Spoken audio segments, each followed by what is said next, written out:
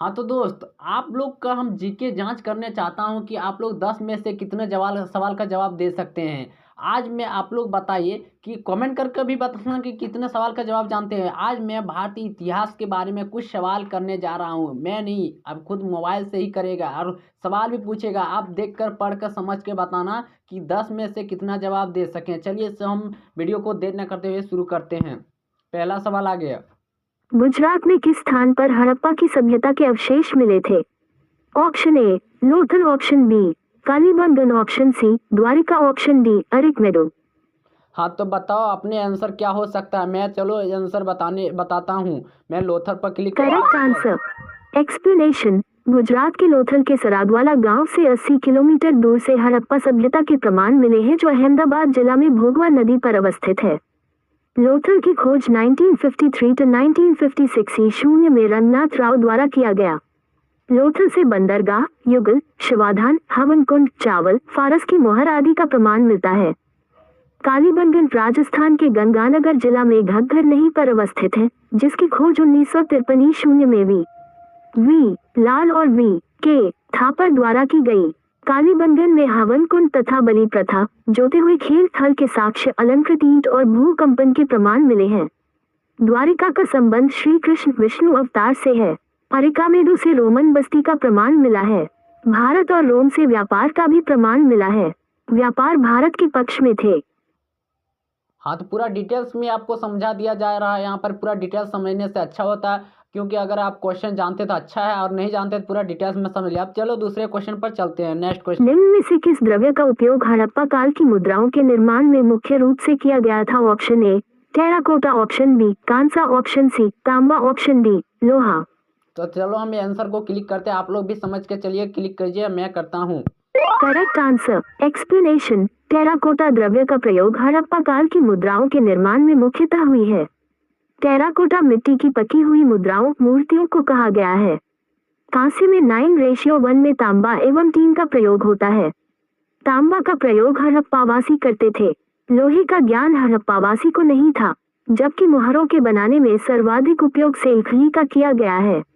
सैंधव मुहरें बेलनाकार, वर्गाकार, आयताकार एवं वृत्ताकार हैं। हाँ तो चलो दोस्त, आप तीसरा क्वेश्चन पर चलते हैं कि कितने अच्छी तरह से बता रहे हैं। आप लोग भी समझ में आ रहा होगा, ध्यान से देखिएगा आप। चलो तीसरा क्वेश्चन पर क्लिक करते हैं। मराठा राज्य का दूसरा प्रवर्तक किसे माना जाता है? ऑप्शन ए राजाराम को, ऑप्शन बी बालाजी विश्वनाथ को, ऑप्शन सी बाजीराव प्रथम को, ऑप्शन डी बालाजी बाजीराव को। तो चलो आप लोग शायद आंसर सोच लिया होगा। चलो मैं आंसर पर क्लिक करके आप लोग का पूरा डिटेल ही समझ लेना। चलिए आंसर मैं क्लिक करता हूँ। Correct answer. एक्सप्लेनेशन। मराठा राज्य का दूसरा प्रवर्तक बालाजी विश्वनाथ 1713-1720 ईस्वी को माना जाता है। बालाजी विश्वनाथ चित्तपावन ब्राह्मण थे।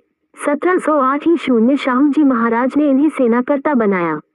1713 ईस्वी में इन्हें पेशवा पद पर नियुक्त किया।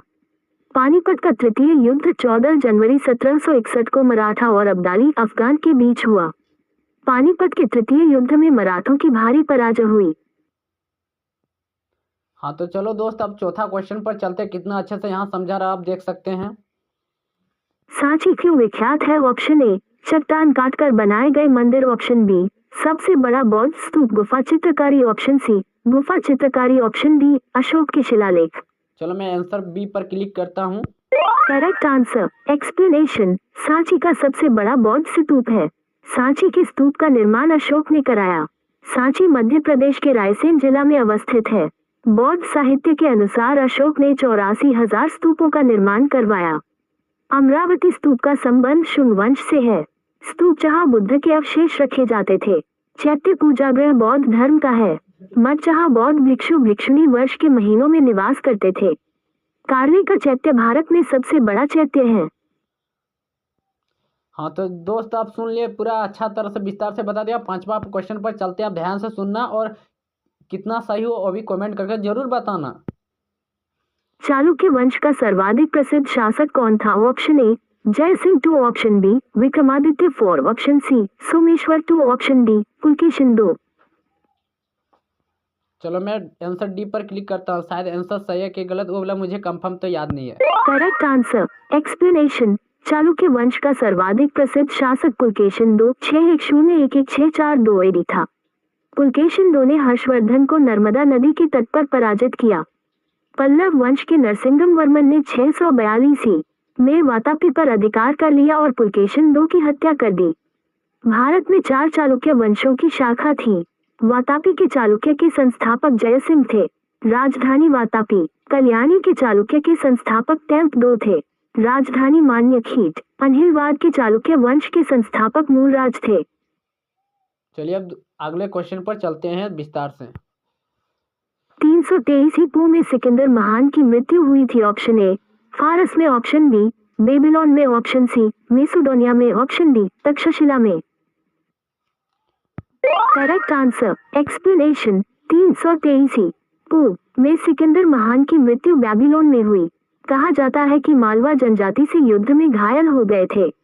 सिकंदर मकदूनिया का शासक था, फिलिप का पुत्र था। सिकंदर के सेनापति सेल्यूकस निकेटर था। नौसेनापति नियार्कस। निकेटर का अर्थ विजेता होता है। सिकंदर ने भारत के झेलम क्षेत्र के शासक पोरस को हाइस्पेसिस के युद्ध में पराजित किया। चलो अब 7वां क्वेश्चन पर चलते हैं, अगले क्वेश्चन पर जो क्या है आने वाला। निम्न में से वह शासक कौन था जो विक्रमादित्य के नाम से भी जाना जाता था? Option A Kumaragupta, option B Skandagupta, option C Samudragupta, option D Chandragupta द्वितीय। करेक्ट आंसर एक्सप्लेनेशन चंद्रगुप्त द्वितीय 375-414 ही। चल अगले क्वेश्चन पर फिर चलते हैं। कितना अच्छा तरह से बता रहा, आप देख सकते हैं। वैदिक कालीन लोगों ने सर्वप्रथम किस धातु का प्रयोग किया? ऑप्शन ए लोहा, ऑप्शन बी कांसा, ऑप्शन सी तांबा, ऑप्शन डी सोना। रॉन्ग आंसर एक्सप्लेनेशन तांबा गुलाबी रंग और लाल रंग की एक चमकदार धातु है। ये चांदी के अतिरिक्त विद्युत की सबसे अच्छी सुचालक है। विद्युत सुचालक होने के कारण इसका प्रयोग विद्युत यंत्र, कैलोरीमीटर आदि बनाने में किया जाता है। भारत में तांबे का प्रयोग काफी लंबे समय से किया जाता रहा है। वैदिक काल में इसका प्रथमत प्रयोग किया गया था। झारखंड राज्य का सिंहभूमि जिला तांबा उत्खनन की दृष्टि से सर्वाधिक महत्वपूर्ण है। यहाँ से उड़ीसा राज्य तक लगभग 140 की लंबी पट्टी में तांबा मिलता है। राजस्थान का खेतरी तांबा क्षेत्र सिंधु घाटी सभ्यता काल से ही तांबा उत्खनन का प्रमुख क्षेत्र रहा है। चलिए विस्तार से समझ गए। अब अगले क्वेश्चन पर। अष्टदिग्गज निम्न में से किस राजा से संबंधित थे? Option A Shivaji, option B Krishnadeva Raya, option C Rajendra प्रथम, option D Yashovarman. Correct answer explanation Krishnadeva Raya 1509-1529 Tulu वंश के वीर नरसिंह का अनुज था, जो 8 अगस्त 1509 को विजयनगर साम्राज्य के सिंहासन पर बैठा। उसके शासनकाल में विजयनगर ऐश्वर्य एवं शक्ति के दृष्टिकोण से अपने चरमोत्कर्ष पर था। कृष्णदेव राय का शासनकाल तेलुगु साहित्य का क्लासिकी युग माना जाता है। उसके दरबार को तेलुगु के 8 महान विद्वान एवं कवि, जिन्हें अष्टदिग्गज कहा जाता था, सुशोभित करते थे। अतः उसे आंध्र भोज कहकर भी पुकारा जाता था। अष्टदिग्गज में सर्वाधिक महत्वपूर्ण लसानी पेदन को तेलुगु कविता का पितामह की उपाधि प्रदान की गई थी। उसकी मुख्य कृति है स्वरोचित संभव या मनुचरित तथा हरिकथा सार। हाँ, तो लास्ट क्वेश्चन हम लोग का बचा, आप देखते हैं लास्ट क्वेश्चन में।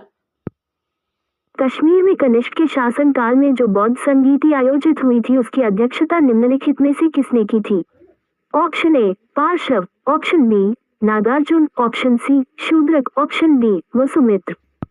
करेक्ट आंसर एक्सप्लेनेशन बौद्ध संगीति का तात्पर्य उस संगोष्ठी या सम्मेलन या महासभा से है जो महात्मा बुद्ध के परिनिर्वाण के अल्प समय के पश्चात से ही उनके उपदेशों को संग्रहित करने, उनका पाठ वाचन करने आदि के उद्देश्य से संबंधित थी। इन संगीतियों को प्रायः धम्म संगीति, धर्म संगीति कहा जाता था। संगीति का अर्थ होता है कि साथ साथ गाना। इतिहास में 4 बौद्ध संगीतियों का उल्लेख हुआ है। प्रथम बौद्ध संगीति 483 पूर्व राजगृह में, द्वितीय बौद्ध संगीति वैशाली में, तृतीय बौद्ध संगीति 249 पूर्व पाटलिपुत्र में, चतुर्थ बौद्ध संगीति कश्मीर में। चतुर्थ बौद्ध संगीति, जिसे अंतिम बौद्ध संगीति माना जाता है, का आयोजन कुषाण सम्राट कनिष्क के शासनकाल लगभग 120-144 में हुई। ये संगीति कश्मीर के कुंडल वन में आयोजित की गई थी। इस समिति के अध्यक्ष वसुमित्र एवं उपाध्यक्ष अश्व घोष थे। हाँ तो दोस्त, मेरा क्वेश्चन आप खत्म हुआ। अगर आप लोग का इस वीडियो को अच्छा लगा तो चैनल को सब्सक्राइब लाइक करना ना भूले। आप चलो अगले वीडियो में मिलते हैं। आप धन्यवाद।